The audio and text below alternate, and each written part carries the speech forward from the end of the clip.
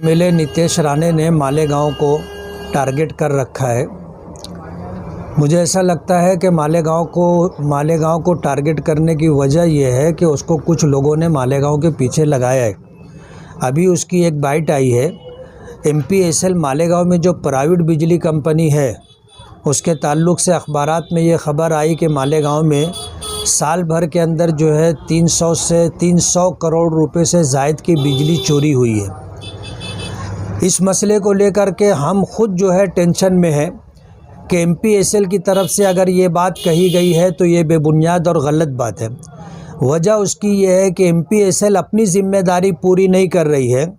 40-50 साल पुराने कंडक्टर हैं और थके हुए ट्रांसफार्मर हैं।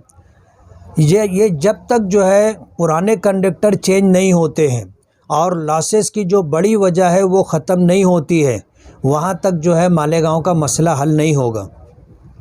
इस तरह अखबारी ख़बर को बुनियाद बना करके नीतेश राणे ने जो बात कही है कि मालेगांव मिनी पाकिस्तान है और मालेगांव में 300 करोड़ रुपए से ज़ायद जो बिजली चोरी होती है, ये पैसा जो है जिहाद के लिए इस्तेमाल होता है और जिहादी लोग उसको इस्तेमाल करते हैं। लव जिहाद और इसी तरह जो है देश के ख़िलाफ़ कामकाज होता है, उसके लिए पैसा इस्तेमाल होता है।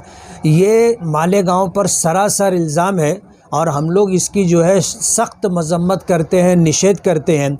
और नीतेश राणे को मैं बहुत सफाई के साथ कह देना चाहता हूं कि तुम एक ज़िम्मेदार पर्सन हो, एमएलए हो, इस तरह की बेबुनियाद और खोटी बात को बुनियाद बना करके मालेगांव को बदनाम करना और पूरे मुल्क के अंदर बल्कि पूरे वर्ल्ड में मालेगांव की छवि ख़राब करने की जो कोशिश हो रही है, ये बहुत बुरी बात है और मालेगांव के लोगों के लिए ये बहुत बड़ी तकलीफ़ की बात है। इसलिए नीतेश राणे साहब होश के नाखून लें और मालेगांव के ताल्लुक़ से इस तरह की बेबुनियाद बात जो कहते हैं वो इससे बाज रहें। आप हैसियत आमदार उन पर क्या कार्रवाई की मांग करेंगे? इस सिलसिले में हम लोग सरकार तक जाएंगे, होम मिनिस्ट्री और पर अपने चीफ मिनिस्टर तक, कि ये जो इस तरह की बेबुनियाद बात कह करके मालेगांव को बदनाम कर रहे हैं और मालेगांव के लोगों की छवि पूरी दुनिया में ख़राब कर रहे हैं, जिसमें कोई सच्चाई नहीं है। इसलिए जो है बीजेपी पार्टी के वरिष्ठ लोगों तक भी हम जाएंगे कि इसको रोकें। मालेगांव मुस्लिम अक्सरियत का इलाका है, इसीलिए तो नहीं मालेगांव को टारगेट कर रहे हो? मालेगांव को तो बहुत पुराने ज़माने से टारगेट किया गया है। 2006 का ब्लास्ट और 2008 का ब्लास्ट ये खुद ऐसे लोगों ने किया जो आज बीजेपी के अंदर संसद है और बीजेपी के विधायक हैं। ऐसे लोगों ने बगैर टारगेट किए मालेगांव में बम ब्लास्ट नहीं हुआ था। तो 2006 से पहले से मालेगांव को टारगेट किया गया है। बम ब्लास्ट करके थका गए, कुछ कर नहीं सके, तब इसको जो है ये लगा दिए बटले को और ये जो है इस तरह की बातचीत कर रहा है। ये बिल्कुल अच्छी बात नहीं है।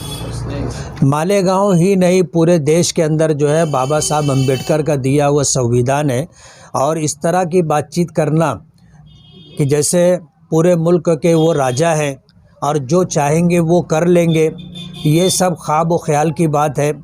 पिछले दिनों जो है किले के आसपास की झोपड़पट्टियों को उसने टारगेट किया था और कहा था कि 8 दिन के अंदर उखाड़ लेना, नहीं तो मैं बुलडोज़र लेकर के आऊँगा।